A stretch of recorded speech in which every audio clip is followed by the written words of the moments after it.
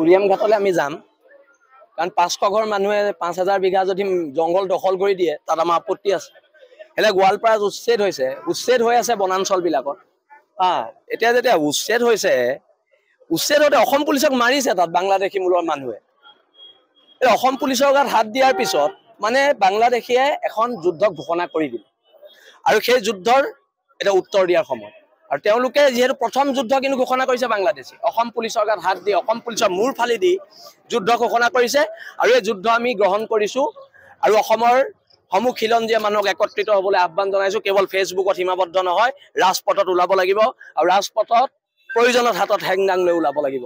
আৰু এটা শিৱসাগৰৰ চিন্তামণিগড়ত বাংলাদেশী সোমাইছে। আজি চিন্তামণিগড় ওচৰৰ পাজৰে মানুহে মোলৈ ফোন কৰিছে। এটা চিন্তামণিগড় মোৰ ঘৰৰ পৰা কেই কিলোমিটাৰ, 15-20 কিলোমিটাৰ দূৰ, 15 কিলোমিটাৰো নহয়। এটা চিন্তামণিগড়ত উচ্ছেদ কৰিবলৈ আমিতো পুলিচলৈ ৰখি নাথাকিম, আমি এদিনতে উচ্ছেদ কৰিম চিন্তামণিগড়, যিকোনো পৰ্যায়ত গৈ উচ্ছেদ কৰিম। আৰু যিখিনি পুলিচৰ গাত কোব পৰিলে, বাংলাদেশীৰ হাতৰ যিখিনি কোব পৰিলে, প্ৰতি কোবৰ বিচাৰ হ'ব, প্ৰতি কোবৰ বিচাৰ হ'ব। আক্ৰমণ হ'লে প্ৰত্যাক্ৰমণ হ'ব আৰু অসমৰ খিলঞ্জীয়া মানুহ শেষ যুদ্ধলৈ সাজু থাকক। যুদ্ধ কৰিব লাগিব, নহ'লে জাতি নেবাচ। সকলো শেষ যুদ্ধলৈ সাজু থাকক। আৰু এটা কথা আমি একদম স্পষ্টকৈ কৈ দিছোঁ, যে ৰাজনীতিৰ ঊৰ্ধ্বত কথা বতৰা হ'ব লাগিব। বিজেপি, কংগ্ৰেছ সকলোৱে ৰাজনীতি বাদ দি প্ৰথম জাতি ৰক্ষা কৰক, জাতি ৰক্ষা সংগ্ৰামখনত অৱতীৰ্ণ হওক, তাৰপিছত এইখন সংগ্ৰাম হ'ব। উৰিয়াম ঘাটলৈ আমি যাম কাৰণ 500 ঘৰ মানুহে 5000 বিঘা যদি জংগল দখল কৰি দিয়ে তাত আমাৰ আপত্তি আছে। এনে গোৱালপাৰাত উচ্ছেদ হৈ আছে বনাঞ্চল বিলাকত। এতিয়া যেতিয়া উচ্ছেদ হৈছে, উচ্ছেদতে অসম পুলিচক মাৰিছে তাত বাংলাদেশী মূলৰ মানুহে।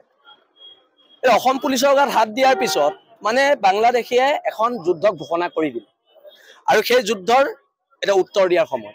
আৰু তেওঁলোকে যিহেতু প্ৰথম যুদ্ধ কিন্তু ঘোষণা কৰিছে বাংলাদেশী, অসম পুলিচৰ গাত হাত দি অসম পুলিচৰ মূৰ ফালি দি যুদ্ধ ঘোষণা কৰিছে আৰু এই যুদ্ধ আমি গ্ৰহণ কৰিছো আৰু অসমৰ সমূহ খিলঞ্জীয়া মানুহক একত্ৰিত হ'বলৈ আহ্বান জনাইছো। কেৱল ফেচবুকত সীমাবদ্ধ নহয়, ৰাজপথত ওলাব লাগিব আৰু ৰাজপথত প্ৰয়োজনত হাতত হেংদাং লৈ ওলাব লাগিব।